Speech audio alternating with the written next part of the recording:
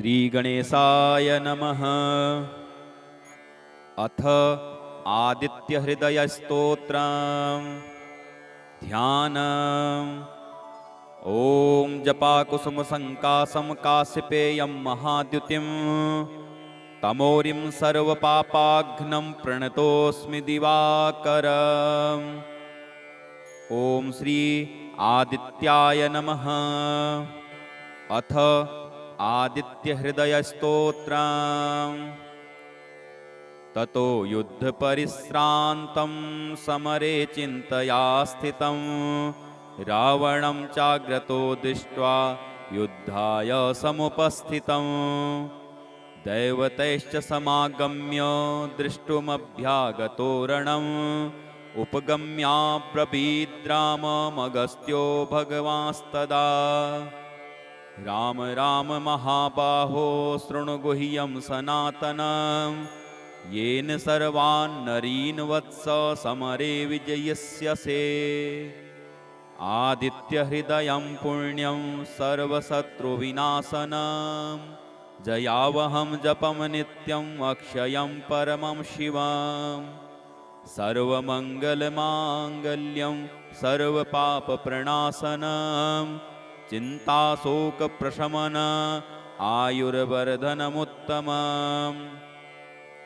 रश्मिमन्तं समुद्यन्तं देवासुरनमस्कृतं पूजयस्व विवस्वन्तं भास्करं भुवनेश्वरम्। सर्वदेवात्मको येष तेजस्वी रश्मिभावनः एष देवासुरगणान् लोकान् पाति गभस्तिभिः। एष ब्रह्मा च विष्णुश्च शिवः स्कन्दः प्रजापतिः महेन्द्रो धनदः कालो यमः सोमो अपां पतिः। पितरो वसवः साध्या अश्विनौ मरुतो मनुः वायुर्वह्निः प्रजाः प्राण ऋतुकर्ता प्रभाकरः। आदित्यः सविता सूर्यः खगः पूषा गभस्तिमान् सुवर्णसदृशो भानुर्हिरण्यरेता दिवाकरः। हरिदस्वः सहस्रार्चिः सप्तसप्तिर्मरीचिमान् तिमिरोन्मथनः शम्भुस्त्वष्टा मार्तण्डकोऽंशुमान्।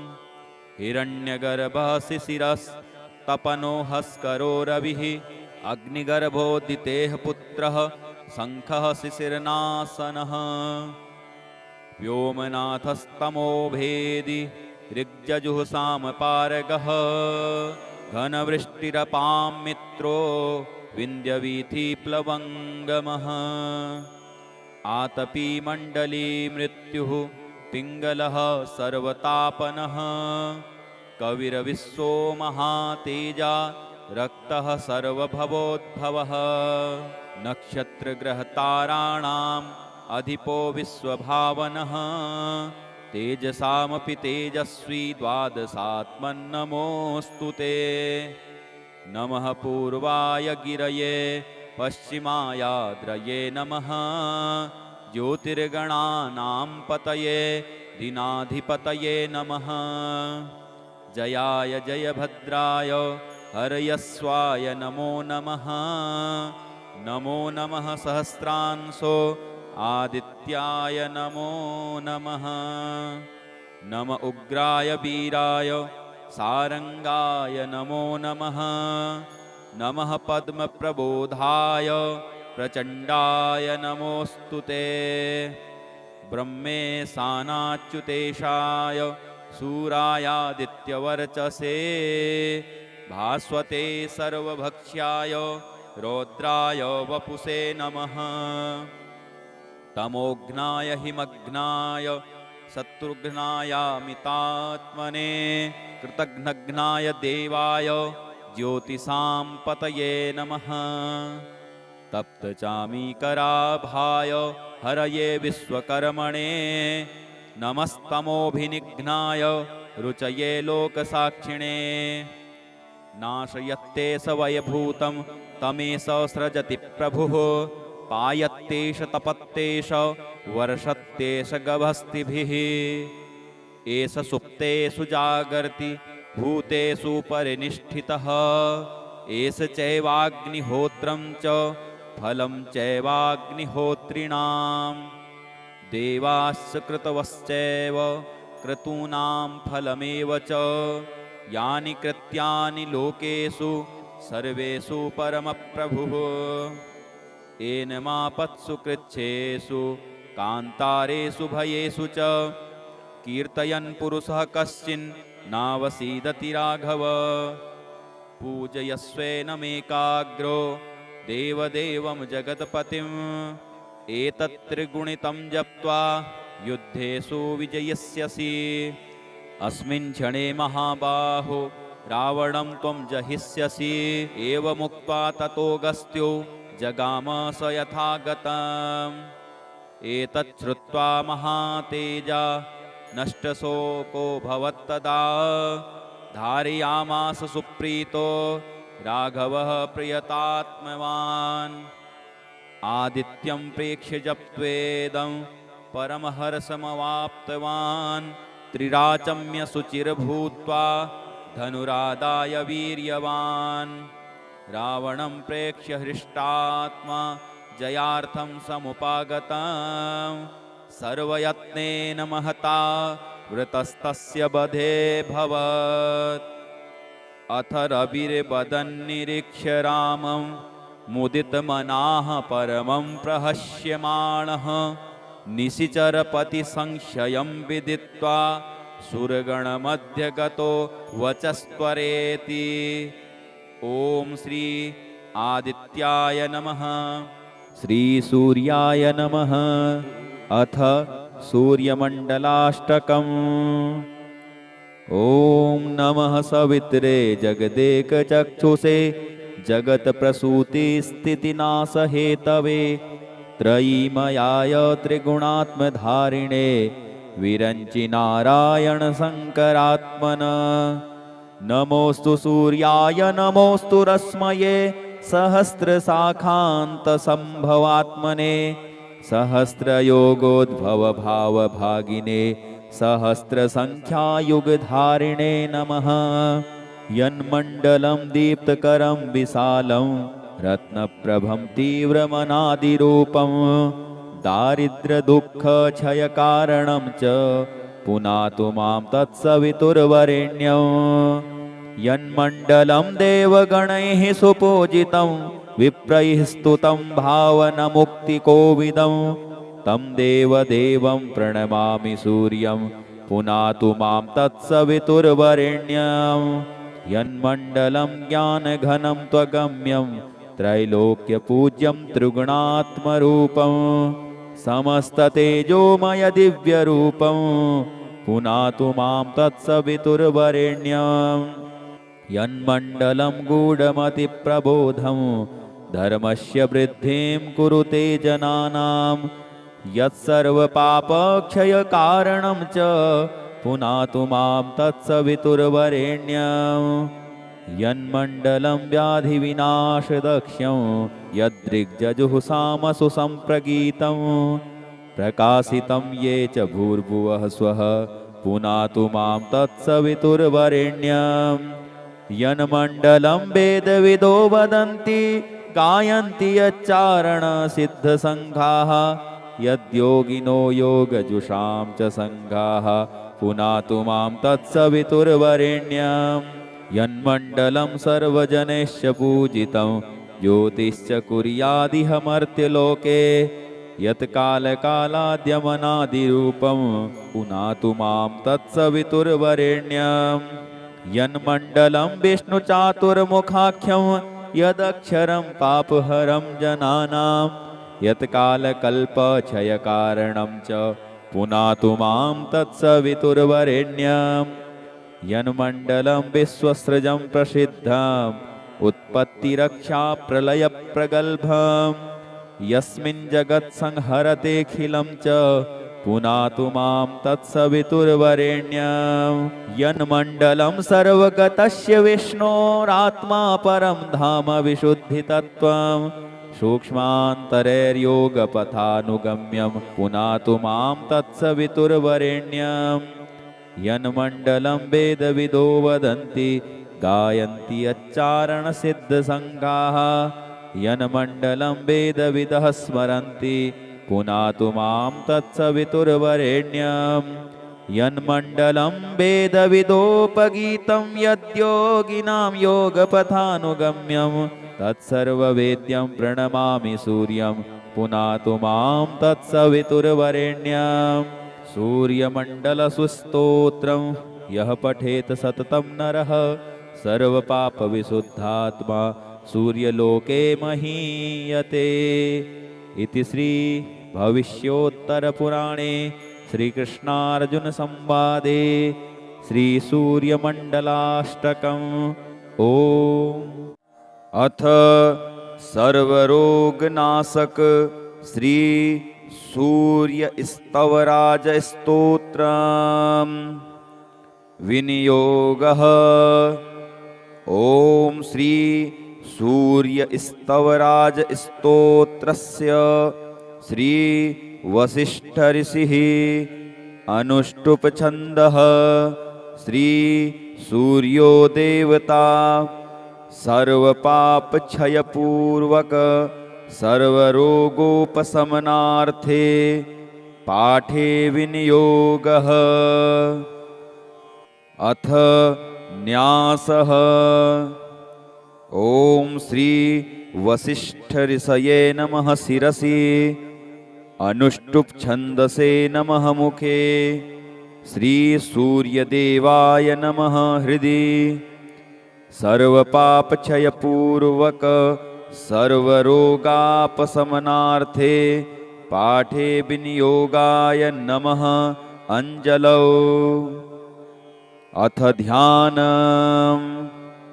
ॐ रथस्थं चिन्तयेद् भानुं द्विभुजं रक्तवाससे दाडिमी पुष्पसङ्कासं पद्मादिभिः अलङ्कृतम्। अथ स्तोत्रम्। ॐ विकर्तनो विवस्वांश्च मार्तण्डो भास्करो रविः लोकप्रकाशकः श्रीमान् लोकचक्षुगृहेश्वरः लोकसाक्षी त्रिलोकेशः कर्ता हर्ता तमस्त्रः तपनः तापनः चैव शुचिः सप्ताश्ववाहनः गभस्तिहस्तो ब्रध्नश्च सर्वदेव नमस्कृतः एकविंशतिः इत्येष स्तव इष्टः सदा मम। ॐ श्री आरोग्यकरः चैव धनवृद्धि यशस्करः स्तवराज इति ख्यातः त्रिषु लोकेषु विश्रुतः यः एतेन महाबाहो द्वे सन्धे स्तिमितोदये स्तोति मां प्रणतो भूत्वा सर्वपापैः प्रमुच्यते कायिकं वाचिकं चैव मानसं यच्च दुष्कृतम् एकजप्येन तत्सर्वं प्रणश्यति ममाग्रतः एकजप्यस्य होमश्च सन्ध्योपासनमेव च बलिं मन्त्रोऽर्घ्यमन्त्रश्च धूपमन्त्रस्तथैव च अन्नप्रदाने स्नाने च प्रणिपाति प्रदक्षिणे पूजितोऽयं महामन्त्रः सर्वव्याधिहरः शुभः। एवम् उक्त्वा तु भगवान् भास्करो जगदीश्वरः आमन्त्र्य कृष्णतनयं तत्रैवान्तरधीयत साम्बोऽपि स्तवराजेन स्तुत्वा सप्ताश्ववाहनः पूतात्मा नीरुजः श्रीमान् तस्माद्रोगाद्विमुक्तवान्। ॐ श्री सूर्याय नमः। अथ आदित्यहृदयस्तोत्रम् ध्यानम्। ॐ जपाकुसुमसङ्कासं काश्यपेयं महाद्युतिं तमोरिं सर्वपापाघ्नं प्रणतोऽस्मि दिवाकरम्। ॐ श्री आदित्याय नमः। अथ आदित्यहृदयस्तोत्रम्। ततो युद्धपरिश्रान्तं समरे चिन्तया स्थितं रावणं चाग्रतो दृष्ट्वा युद्धाय समुपस्थितं दैवतैश्च समागम्य द्रष्टुमभ्यागतो रणम् उपगम्याब्रवीद्राममगस्त्यो भगवांस्तदा राम राम महाबाहो शृणु गुह्यं सनातनम् येन सर्वान् नरीन् वत्स समरे विजयस्यसे। आदित्यहृदयं पुण्यं सर्वशत्रुविनाशनं जयावहं जपं नित्यं अक्षयं परमं शिवम् सर्वमङ्गलमाङ्गल्यं सर्वपापप्रणाशनं चिन्ताशोकप्रशमन आयुर्वर्धनमुत्तमम् रश्मिमन्तं समुद्यन्तं देवासुरनमस्कृतं पूजयस्व विवस्वन्तं भास्करं भुवनेश्वरम् सर्वदेवात्मको येष तेजस्वी रश्मिभावनः एष देवासुरगणान् लोकान् पाति गभस्तिभिः एष ब्रह्मा च विष्णुश्च शिवः स्कन्दः प्रजापतिः महेन्द्रो धनदः कालो यमः सोमो अपां पतिः पितरो वसवः साध्या अश्विनौ मरुतो मनुः वायुर्वह्निः प्रजाः प्राण ऋतुकर्ता प्रभाकरः आदित्यः सविता सूर्यः खगः पूषा गभस्तिमान् सुवर्णसदृशो भानुर्हिरण्यरेता दिवाकरः हरिदस्वः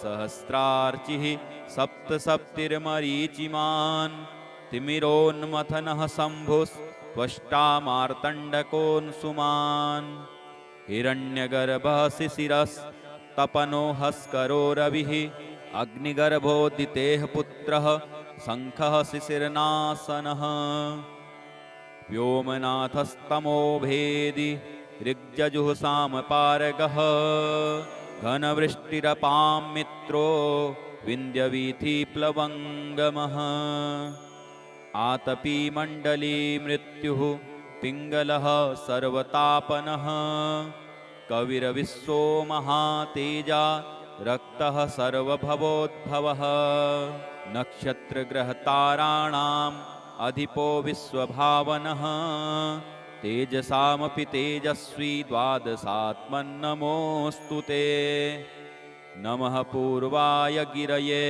पश्चिमायाद्रये नमः ज्योतिर्गणानां पतये दीनाधिपतये नमः जयाय जयभद्राय हरयस्वाय नमो नमः नमो नमः सहस्रांशो आदित्याय नमो नमः नम उग्राय वीराय सारंगाय नमो नमः नमः पद्मप्रबोधाय प्रचण्डाय नमोऽस्तु ते ब्रह्मेशानाच्युतेशाय सूरायादित्यवर्चसे भास्वते सर्वभक्ष्याय रौद्राय वपुषे नमः तमोघ्नाय हिमघ्नाय शत्रुघ्नायामितात्मने कृतघ्नघ्नाय देवाय ज्योतिषां पतये नमः तप्तचामीकराभाय हरये विश्वकर्मणे नमस्तमोभिनिघ्नाय रुचये लोकसाक्षिणे नाशयत्ते स वयभूतं तमेष सृजति प्रभुः पायत्तेष तपत्तेष वर्षत्तेष गभस्तिभिः एष सुप्तेषु जागर्ति भूतेषु परिनिष्ठितः एष चैवाग्निहोत्रं च फलं चैवाग्निहोत्रिणां देवाश्च कृतवश्चैव क्रतूनां फलमेव च यानि कृत्यानि लोकेषु सर्वेषु परमप्रभुः एनमापत्सु कृच्छ्रेषु कान्तारेषु भयेषु च कीर्तयन् पुरुषः कश्चिन्नावसीदति राघव पूजयस्वेनमेकाग्रो देवदेवं जगत्पतिम् एतत्त्रिगुणितं जप्त्वा युद्धेषु विजयिष्यसि अस्मिन् क्षणे महाबाहो रावणं त्वं जहिष्यसि एवमुक्त्वा ततोऽगस्त्यो जगाम स यथागतम् एतत् श्रुत्वा महातेजा नष्टशोको भवत्तदा धारयामास सुप्रीतो राघवः प्रियतात्मवान् आदित्यं प्रेक्ष्य जप्त्वेदं परमहर्षमवाप्तवान् त्रिराचम्य शुचिर्भूत्वा धनुरादाय वीर्यवान् रावणं प्रेक्ष्य हृष्टात्मा जयार्थं समुपागतं सर्वयत्नेन महता वृतस्तस्य वधे भवत् अथ रविर्वदन्निरीक्ष्य रामं मुदितमनाः परमं प्रहस्यमाणः निशिचरपतिसंशयं विदित्वा सुरगणमध्यगतो वचस्त्वरेति ॐ श्री आदित्याय नमः श्रीसूर्याय नमः। अथ सूर्यमण्डलाष्टकम्। ॐ नमः सवित्रे जगदेकचक्षुषे जगत्प्रसूतिस्थितिनाशहेतवे त्रयीमयाय त्रिगुणात्मधारिणे विरञ्चि नारायण शङ्करात्मन। नमोऽस्तु सूर्याय नमोऽस्तु रश्मये सहस्रशाखान्तसम्भवात्मने सहस्रयोगोद्भवभावभागिने सहस्रसङ्ख्यायुगधारिणे नमः। यन्मण्डलं दीप्तकरं विशालं रत्नप्रभं तीव्रमनादिरूपं दारिद्र्यदुःखक्षयकारणं च पुनातु मां तत्सवितुर्वरेण्यं। यन्मण्डलं देवगणैः सुपूजितं विप्रैः स्तुतं भावनमुक्तिकोविदं तं देवदेवं प्रणमामि सूर्यं पुनातु मां तत्सवितुर्वरेण्यं। यन्मण्डलं ज्ञानघनं त्वगम्यं त्रैलोक्यपूज्यं त्रिगुणात्मरूपं समस्ततेजोमय दिव्यरूपं पुनातु मां तत्सवितुर्वरेण्यं। यन्मण्डलं गूढमतिप्रबोधं धर्मस्य वृद्धिं कुरुते जनानां यत्सर्वपापक्षयकारणं च पुनातु मां तत्सवितुर्वरेण्यं। यन्मण्डलं व्याधिविनाशदक्ष्यं यदृग्जजुःसामसु सम्प्रगीतं प्रकाशितं ये च भूर्भुवः स्वः पुनातु मां तत्सवितुर्वरेण्यं। यन्मण्डलं वेदविदो वदन्ति गायन्ति यच्चारणसिद्धसङ्घाः यद्योगिनो योगजुषां च सङ्घाः पुनातु मां तत्सवितुर्वरेण्यं। यन्मण्डलं सर्वजनैश्च पूजितं ज्योतिश्च कुर्यादिह मर्त्यलोके यत्कालकालाद्यमनादिरूपं पुनातु मां तत्सवितुर्वरेण्यं। यन्मण्डलं विष्णुचातुर्मुखाख्यं यदक्षरं पापहरं जनानां यत्कालकल्पक्षयकारणं च पुनातु मां तत्सवितुर्वरेण्यं। यन्मण्डलं विश्वसृजं प्रसिद्धम् उत्पत्तिरक्षाप्रलयप्रगल्भं यस्मिन् जगत्संहरतेऽखिलं च पुनातु मां तत्सवितुर्वरेण्यं।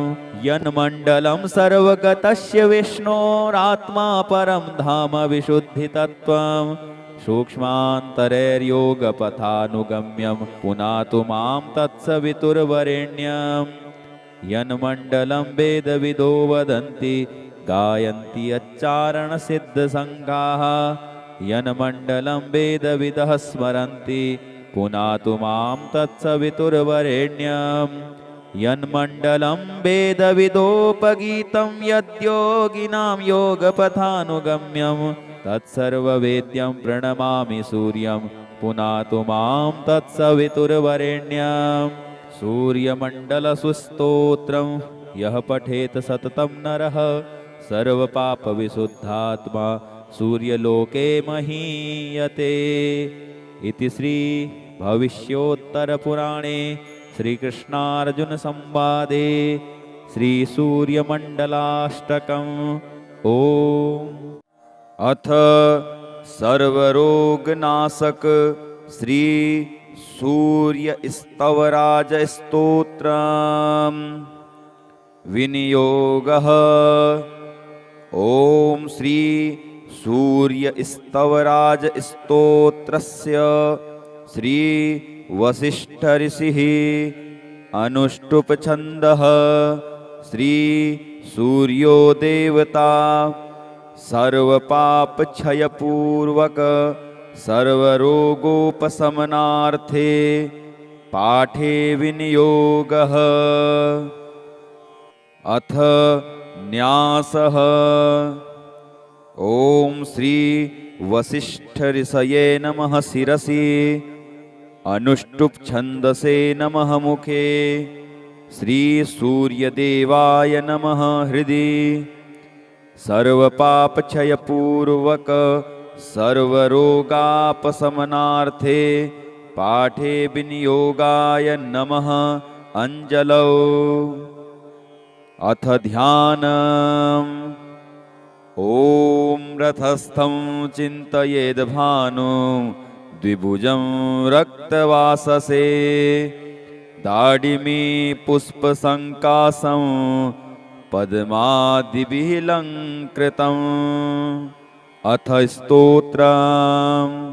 ॐ विकर्तनो विवस्वांश्च मार्तण्डो भास्करो रविः लोकप्रकाशकः श्रीमान् लोकचक्षुगृहेश्वरः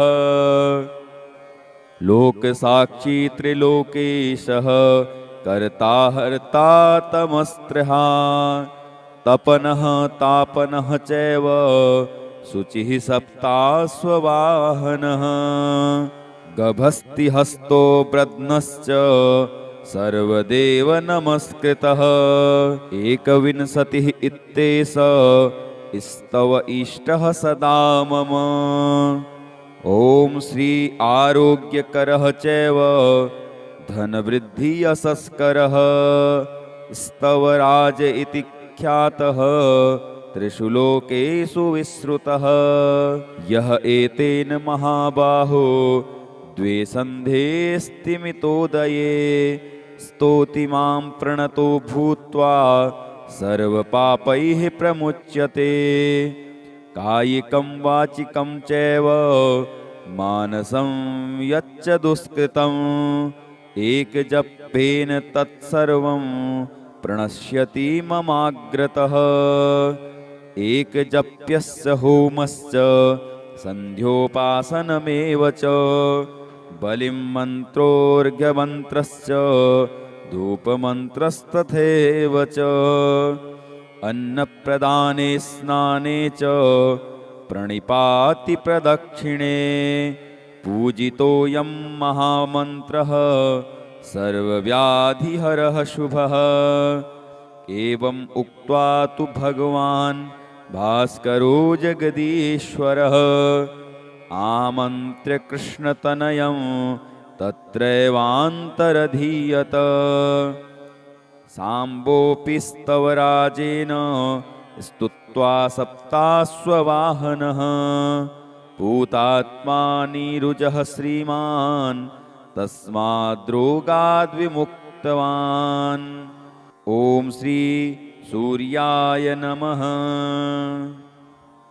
अथ आदित्यहृदयस्तोत्रम् ध्यानम्। ॐ जपाकुसुमसङ्कासं काश्यपेयं महाद्युतिं तमोरिं सर्वपापाघ्नं प्रणतोऽस्मि दिवाकरम्। ॐ श्री आदित्याय नमः। अथ आदित्यहृदयस्तोत्रम्।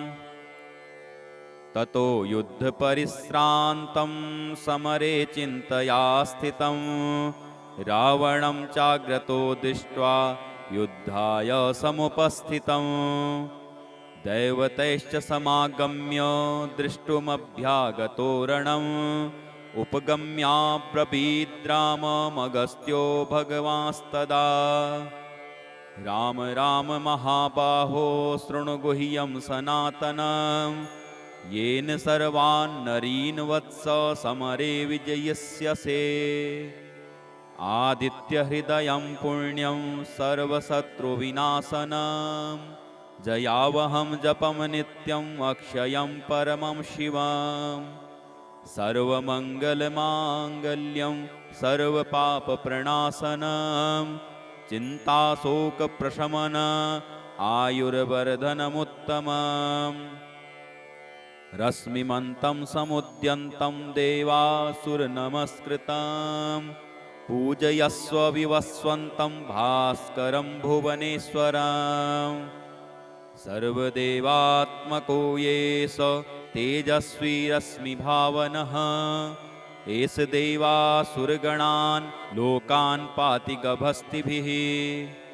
एष ब्रह्मा च विष्णुश्च शिवः स्कन्दः प्रजापतिः महेन्द्रो धनदः कालो यमः सोमो अपां पतिः। पितरो वसवः साध्या अश्विनौ मरुतो मनुः वायुर्वह्निः प्रजाः प्राण ऋतुकर्ता प्रभाकरः।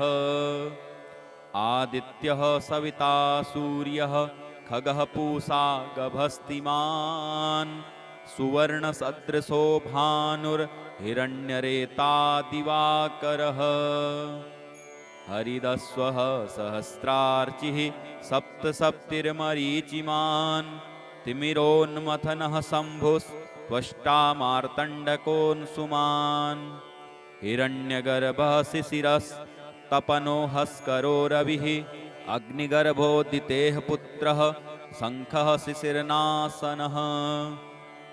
व्योमनाथस्तमो भेदि ऋग्जजुःसामपारगः घनवृष्टिरपां मित्रो विन्ध्यवीथिप्लवङ्गमः। आतपी मण्डली मृत्युः पिङ्गलः सर्वतापनः कविरविश्वो महातेजा रक्तः सर्वभवोद्भवः। नक्षत्रग्रहताराणाम् अधिपो विश्वभावनः तेजसामपि तेजस्वी द्वादशात्मन्नमोऽस्तु ते। नमः पूर्वाय गिरये पश्चिमायाद्रये नमः ज्योतिर्गणानां पतये दीनाधिपतये नमः। जयाय जयभद्राय हरयस्वाय नमो नमः।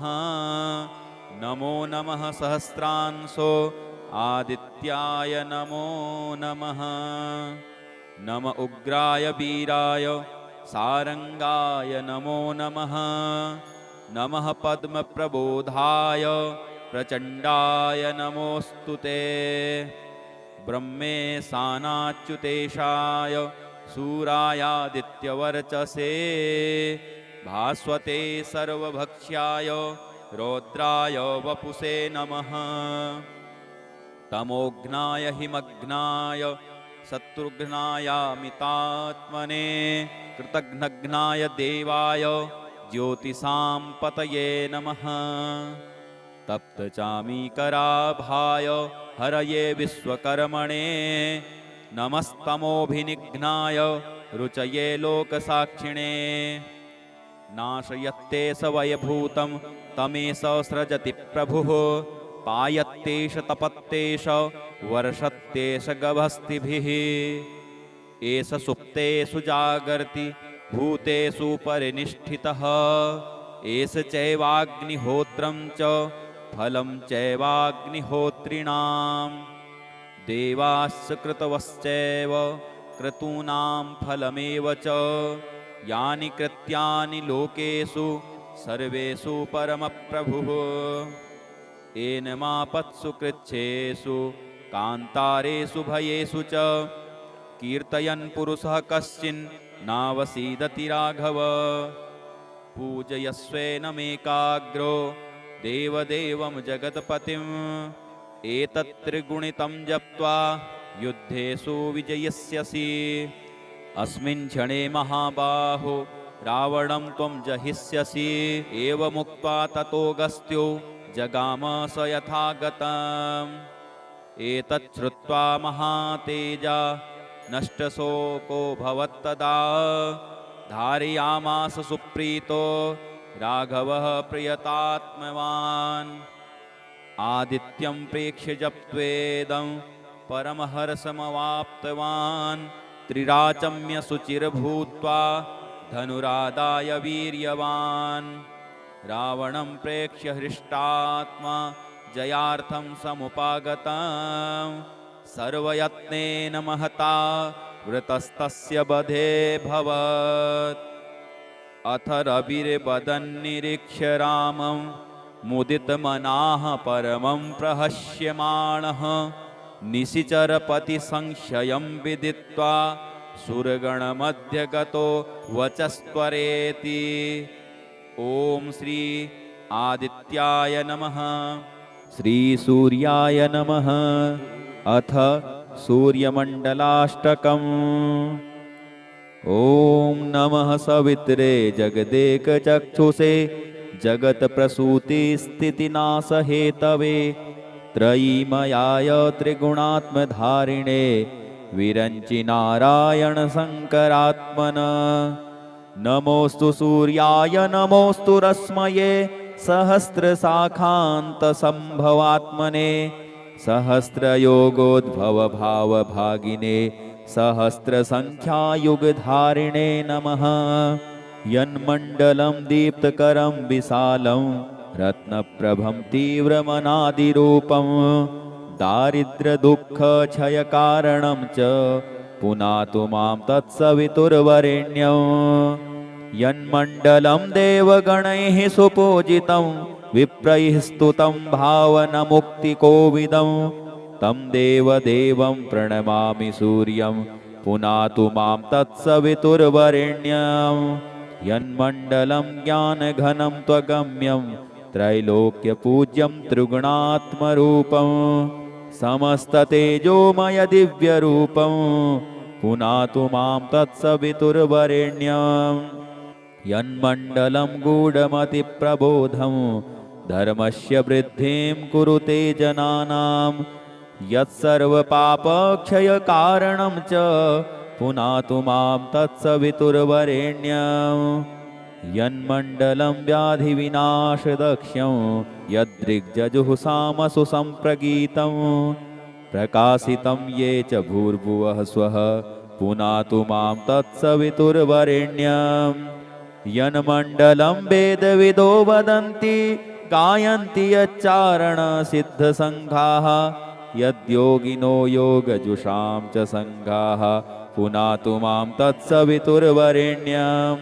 यन्मण्डलं सर्वजनैश्च पूजितं ज्योतिश्च कुर्यादिह मर्त्यलोके यत्कालकालाद्यमनादिरूपं पुनातु मां तत्सवितुर्वरेण्यं। यन्मण्डलं विष्णुचातुर्मुखाख्यं यदक्षरं पापहरं जनानां यत्कालकल्पक्षयकारणं च पुनातु मां तत्सवितुर्वरेण्यं। यन्मण्डलं विश्वसृजं प्रसिद्धम् उत्पत्तिरक्षाप्रलयप्रगल्भं यस्मिन् जगत्संहरतेऽखिलं च पुनातु मां तत्सवितुर्वरेण्यं।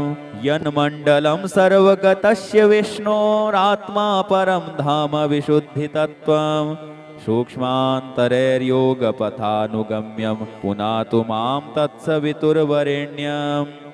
यन्मण्डलं वेदविदो वदन्ति गायन्ति यच्चारणसिद्धसङ्घाः यन्मण्डलं वेदविदः स्मरन्ति पुनातु मां तत्सवितुर्वरेण्यम् यन्मण्डलं वेदविदोपगीतं यद्योगिनां योगपथानुगम्यं तत्सर्ववेद्यं प्रणमामि सूर्यं पुनातु मां तत्सवितुर्वरेण्यम् सूर्यमण्डलसुस्तोत्रं यः पठेत सततं नरः सर्वपापविशुद्धात्मा सूर्यलोके महीयते।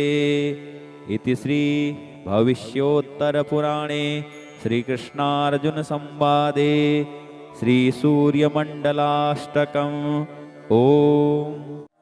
अथ सर्वरोगनाशक श्री सूर्यस्तवराजस्तोत्रम् विनियोगः। ॐ श्री सूर्यस्तवराजस्तोत्रस्य श्री वसिष्ठऋषिः अनुष्टुप् श्री सूर्यो देवता सर्वपापक्षयपूर्वक सर्वरोगोपशमनार्थे पाठे विनियोगः। अथ न्यासः। ॐ श्री वसिष्ठऋषये नमः शिरसि अनुष्टुप् छन्दसे नमः मुखे श्री सूर्यदेवाय नमः हृदि सर्वपापक्षयपूर्वक सर्वरोगापशमनार्थे पाठे विनियोगाय नमः अंजलौ।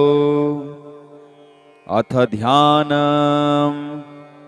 ॐ रथस्थं चिन्तयेद्भानुं द्विभुजं रक्तवाससे दाडिमी पुष्पसङ्कासं पद्मादिभिः अलङ्कृतम्।